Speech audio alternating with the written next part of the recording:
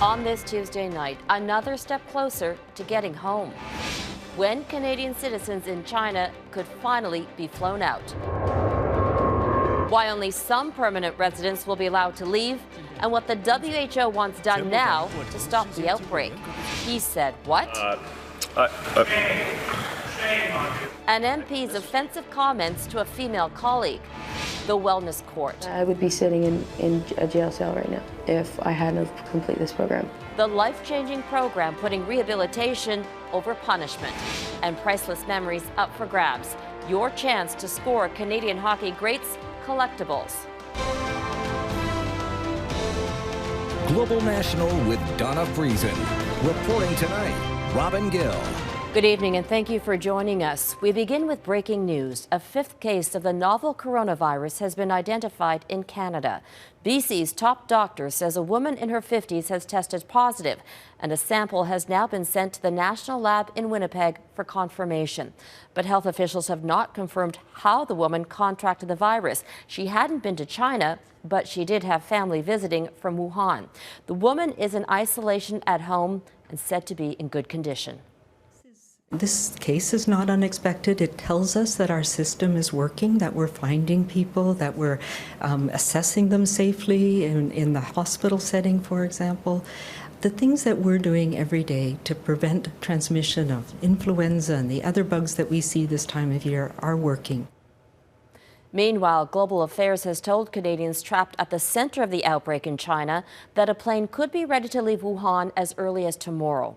There's no guarantee that everyone who wants to leave will be able to get out. It appears there are more people wanting out than there are plane seats. And China says permanent residents will not be allowed to leave unless they're needed to accompany Canadian children. That's left some families in a state of limbo. The Canadian government says it's doing what it can to help. We have been advocating for repatriating because obviously I saw the news, I saw the family stories. Obviously, everyone wants to do their best to bring all these people home. However, I have to work with the Chinese health authorities. New video from Wuhan today shows the chaos caused by the outbreak. Hospitals are so overwhelmed that people are lined up outside waiting for help. As of tonight, more than 23,000 cases have been confirmed. The number of dead has grown to 492. Most cases are in China, but at least 24 other countries, including Canada, are also affected. We'll have more on the virus and what's happening in China in just a moment. But we begin with the Canadians waiting and hoping they'll be part of the airlift. Abigail Bimman has tonight's top story. When we can each have a child on our lap and not be taking up any additional seats. So I can't understand any reason why it's not doable.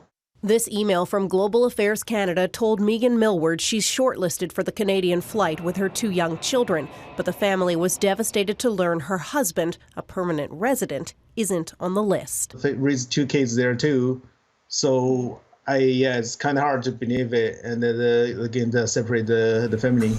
Canada maintains China will only allow Canadian citizens to leave and a primary caregiver for a Canadian child, but not 2. We're going to continue to press. I understand there's a number of permanent residents who would like to be repatriated as well. My family just went on a vacation. They didn't go over there to, create a problem for anybody. And it's really just kind of escalated into this national dilemma. And I just want my family home. Permanent residents Daniela Liu and daughter Domenica are visiting family in Wuhan, but live in British Columbia, where Canadian citizen husband and dad Monty Gisborne is frustrated by a lack of communication.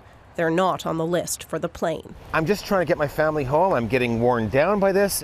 A little more than 300 people have asked for Ottawa's help to get out. There is a larger number of Canadians asking for evacuation than there is space on the plane. That's why we have already got an option on the second plane. But no word yet on when that would come or who would be allowed on board. Meanwhile, for many, being holed up inside small spaces for days takes an emotional toll. We're just really tired. We've been trying to campaign to get him to be allowed to go with us, and we're tired. Those who got the shortlist email are told to make their way to the airport late Wednesday night for a Thursday morning departure, but even then there's no guarantee they'll get on the plane due to numbers, and final approval for that flight to take off is still in China's hands. Robin? Abigail Bimman in Ottawa. The government-chartered plane is now on its way to Hanoi, Vietnam. Once China grants final approval, the plane will fly into the epicenter of the outbreak, Wuhan, to pick up the Canadians approved to leave. After taking off from there, the plane will stop in Vancouver to refuel. All passengers will remain on board. Any passenger who is sick will be taken off the plane for treatment. From Vancouver, the plane will fly to the Canadian Forces Base in Trenton, Ontario. Once there, all passengers will be screened for symptoms and then kept on base under quarantine for 14 days. They'll stay at a special military hotel at CFB Trenton called the Yukon Lodge. Everyone will be placed in their own rooms with families kept together. In China, authorities are taking more aggressive steps to try to get the outbreak under control. In the gambling city of Macau, officials are now so worried they've asked that all 41 casinos in the city be shut down for 2 weeks. So far, 10 cases have been reported there. At least one of them involves a casino worker. Elsewhere in China, officials are struggling to keep up as the virus spreads. Here's Redmond Shannon. Forget about the numbers for a moment. This is the real human impact of coronavirus. A woman cries after being prevented from seeing her mother's body before it is driven away. Authorities are now admitting the first patients to the newly built Wuhan hospital. And elsewhere in the city, community gyms and even convention centres are being converted into medical facilities for an ever-growing number of patients. The health system is struggling to cope, with some people lining up outdoors to get treatment. Across the country, various tactics, including drones, are being used to remind people to wear face masks. In Hong Kong, a new type of protest after the first coronavirus death in the territory. Health workers demanding all border points with mainland China be closed. Leader Carrie Lam has kept 3 crossings open for now. I'm appealing to those who are taking part in this action that let's put the interests of the patients and the entire public health system above all other things. Outside of China, another cruise ship is in lockdown, this time in Japan, after one passenger tested positive for the virus. The World Health Organization says this is not yet a pandemic, at least by its own definition, but it's asking the world to start cooperating properly. I'm writing to all ministers of health to request an immediate improvement in data sharing. As I said yesterday, we can only defeat this outbreak with global solidarity. The WHO again criticised blanket travel bans against China, saying they only increase fear with little positive effect. One positive note, though, this 73-year-old Thai patient described the symptoms as tough, but she said she's fully recovered after hospital treatment. Redmond Shannon, Global News, London. More than 240 WestJet passengers had their vacations postponed because of a coronavirus hoax. A Jamaica-bound plane was forced to return to Toronto when a 28-year-old man claimed to have the virus. Video taken from the flight shows the passenger being escorted off the plane in Toronto. Police said the man announced to passengers that he had been to China and had coronavirus. In a statement, WestJet says, out of an abundance of caution, our crew followed all protocols for infectious disease on board. Once off the plane, paramedics determined he wasn't sick. James Potok from Vaughan, Ontario, has been charged with mischief. A Conservative MP is taking heat tonight after an exchange in the House of Commons about sex work. Arnold Viersen's remarks were directed at an NDP MP during a debate on the federal parole system after a sex worker was allegedly killed by an inmate out on day parole. Here's what he said.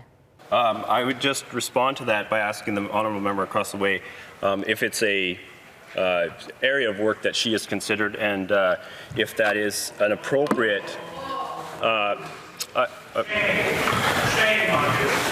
Mr. Speaker. Mercedes Stephenson joins us now. Mercedes, that's not a good look for a party hoping to expand its base. What was the reaction? Yeah, Robin, definitely not what the Tories needed when they've been struggling with their brand following allegations of sexism and misogyny in the party. And as you can imagine, political opponents pounced on this immediately to claim that it shows what the Tories really think of women. Mr. Viersen stated that he was trying to make a point that he believes women are trafficked into sex work and that they simply do not choose it of their own free will. But backlash was immediate and Viersen apologized. Point of order, Mr. Speaker. I'd like to apologize unreservedly for my comments towards the member from Victoria. Thank you, Mr. Speaker. After question period, NDP leader Jagmeet Singh was quick to characterize the comments as sexist. I think he was disrespectful to a fellow colleague, and that was wrong. I think his comments strike of misogyny. Global News asked the party if Viersen would be reprimanded, but they simply said the MP's unreserved apology stands. NDP MP Laurel Collins, the woman who was asked the question and the female MP at the center of this, tweeted that she accepts Viersen's apology, but said he should extend it to all women and not denigrate sex work. All right, Mercedes, these are the kinds of challenges the next leader will have to deal with. And we have some new numbers on that race tonight. Tell us about that. Yeah, an exclusive poll for Global News shows that Peter MacKay is the front runner in the Tory race, with 40% of Canadians saying that they would consider voting for the Tories under MacKay's leadership. That's a significant lead, but lately MacKay has been his own worst enemy. He had a tone-deaf tweet about Justin Trudeau's yoga, an abrupt end to a TV interview caught on camera, and today he backtracked on his position on Canada's embassy in Israel. MacKay dissed Scheer after the election, saying that the defeat was like having a breakaway on an open net and missing the net. But with this pace of missteps, he's in danger of going down the same road. Robin? Mercedes Stephenson in Ottawa. The Trans Mountain Pipeline expansion project has cleared another legal hurdle. The Federal Court of Appeal unanimously rejected a challenge brought forward by 4 BC First Nations groups. The court found the government conducted meaningful consultations with Indigenous peoples, and today's decision allows construction to continue. But the Indigenous groups say their fight to defend the environment isn't over. Australia is burning. BC was burning. Alberta was burning. And yet this government wants to double down on building more oil pipelines. That is not a future that we can invest in. The expansion will see the existing pipeline between Edmonton and Burnaby, BC, twinned. The project will increase capacity by 300,000 barrels of oil per day. The Indigenous groups have 60 days to appeal to the Supreme Court of Canada. Last month, the country's top court dismissed a separate appeal from the BC government. And here's a paradox of the carbon tax and Canadian households. The Parliamentary Budget Watchdog says most households will get more money back in rebates than they'll pay through the carbon tax. The net gains are smaller than earlier predictions after accounting for federal and provincial sales taxes. Last year, Ottawa slapped a fuel surcharge of $20 per ton of emissions on Alberta, Saskatchewan, Manitoba, Ontario, and New Brunswick, provinces that did not have carbon pricing plans of their own. In April, New Brunswick will implement its own tax. Coming up, the glitch that stole Iowa's caucus night.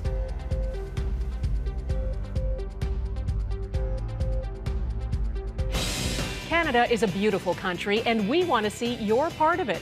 Show off your Canada to Canada. Send your photos to viewers@globalnational.com. Iowa was supposed to set the tone for the Democratic primary season. Candidates had no choice but to move on to the next stop without knowing who won. Technical issues held up results. The first batch only began trickling out a short while ago. Pete Buttigieg is leading the delegate count so far, with 62% of results reported, followed closely by Bernie Sanders. Elizabeth Warren is in third. Former Vice President Joe Biden, the national frontrunner for much of the campaign, is trailing in fourth place. The results debacle has raised questions about the caucus format and whether Iowa is still relevant in the election race. Our Washington Bureau Chief Jackson Proskow is in Des Moines, where he's been watching the caucus chaos unfold. Jackson. Well, Robin, the strong performance of a couple of candidates suggests that Democrats are nowhere close to being ready to coalesce behind a single candidate. Not surprising at this early juncture. But the bigger priority for the party right now is restoring faith in the integrity of the election after last night's debacle. You guys sound 45 people. No. 47 now? As the caucuses unfolded, Bernie Sanders. Pete Buttigieg. there was little sign of trouble. Iowans shuffled around gymnasiums and living rooms to signal their support for the Democratic candidate of their choice. Especially this year, you have someone you're passionate about and someone you think can beat Trump. And hopefully those two might meld. In 1,600 precincts like this one in West Des Moines, it went off without a hitch. The blue side! Until it came time to send the final results to party headquarters using a new smartphone app. It would not let me change that. The system crashed, leaving Democrats unable to deliver statewide results or declare a winner. In the end, there are numbers.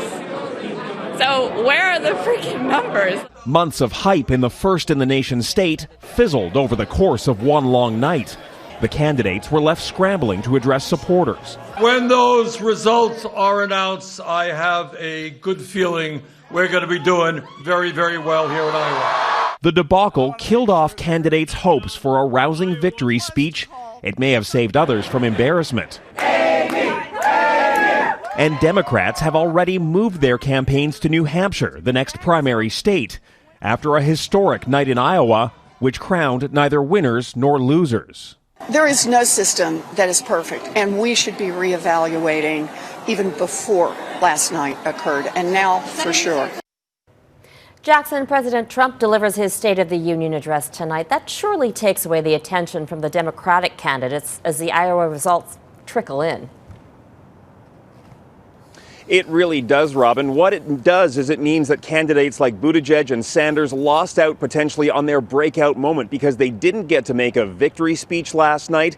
And now all the attention is going to be focused on Trump tonight and tomorrow with the impeachment inquiry, meaning the stakes in New Hampshire 1 week from tonight are that much higher. Jackson Proskow in Iowa. Thanks, Jackson. Still ahead, a unique Canadian court appeals to boosting wellness to reduce crime.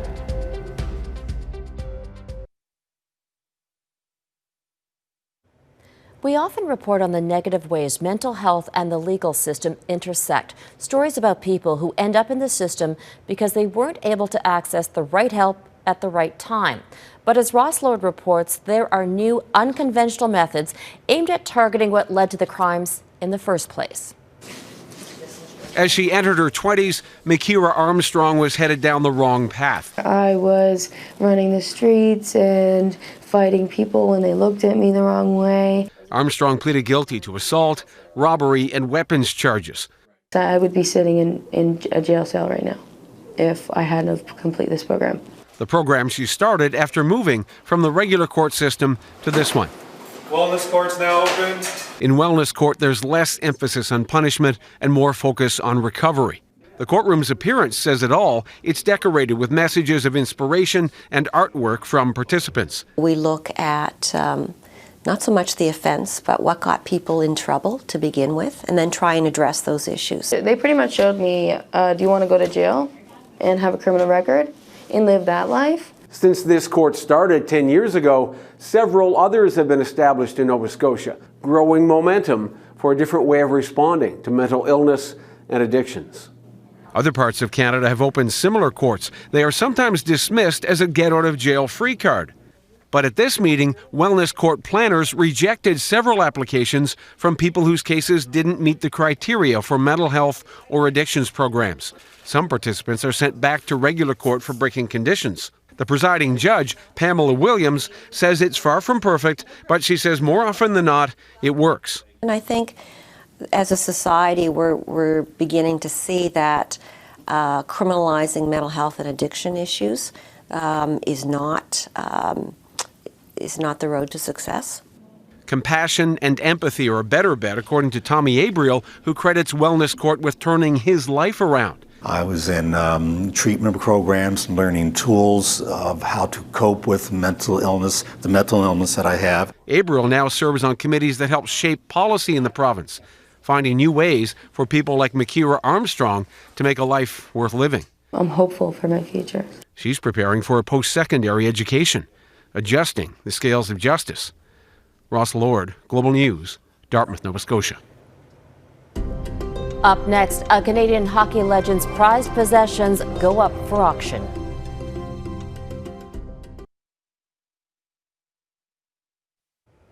If you rank the greatest players in the history of hockey, Jean Béliveau would make the top 10. The Montreal Canadiens legend had size, skill, success, and humility. Béliveau passed away in 2014, and despite his greatness, his family has decided to put his personal collection of awards, rings, and even skates up for auction. Here's Mike Armstrong. Back it comes to LaPerriere, winds up for the shot, who's back in front of the net, they score! Béliveau! Imagine a 20-year NHL career where you win the championship half the time. Jean Béliveau hoisted the Stanley Cup 10 times. On top of that, there was a scoring title, 2 league MVPs, and the list goes on. Béliveau and Geoffrion Bonin back to Béliveau, did he score? But success on the ice didn't make the man hockey royalty. When Mr. Béliveau passed away, Montreal and the hockey world mourned. What was being remembered was also who the man was off the ice. At the first Canadiens game after his death, this was how fans thanked or honored his wife. Madame Béliveau has lived a life in hockey and is now auctioning off some of what she and Jean collected. It isn't easy. He was more than a hockey player. Don't tell me I'm going to start crying now. Sorry. Had they lived their hockey life in this era, they'd be millionaires. But back then, the paychecks weren't the same. The money she'll make from the auction will go to her 2 grandchildren and 2 great-grandchildren. Well, it's for the kids, you know, so we go for them. Among the items, a game-worn jersey from 1963, the ring Béliveau was wearing when he signed his first contract, and 2 items from the night he scored his 500th goal, the puck he put in the net and the size 11 skates he had on his feet. The auction is being conducted online. There are 3 weeks left for bidding.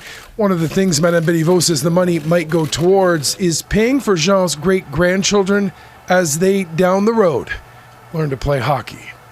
Mike Armstrong, Global News, Montreal. And that is Global National for this Tuesday. I'm Robin Gill. Tonight, your Canada is Princess Louise Falls in Ontario. Thank you for watching. Have a great night.